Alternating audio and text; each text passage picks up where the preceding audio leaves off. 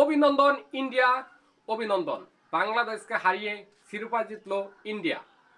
Women under-19 Asia cup অসাধারণ, দুর্দান্ত। কয়েকদিন আগে ইন্ডিয়াকে হারিয়ে এশিয়া কাপ আন্ডার-19 জিতেছে বাংলাদেশ।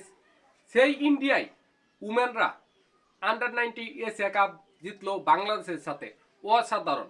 বাংলাদেশ টসে জয়লাভ করে বোলিংয়ের সিদ্ধান্ত নেয়, সেটা প্রমাণ করে বারবার যে তাদের সিদ্ধান্ত সঠিক। কারণ 25 রানে ইন্ডিয়ার 1 উইকেট নেই, 26 রানে 2 উইকেট নেই, 34 রানে 3 উইকেট নেই। ইন্ডিয়া ব্যাটিং বিপর্যয়। তখনই ইন্ডিয়ার ব্যাটিংয়ের ভরসা হয়ে দাঁড়ালো তিসা করে 47 বলে 52 রান। অসাধারণ, দুর্দান্ত।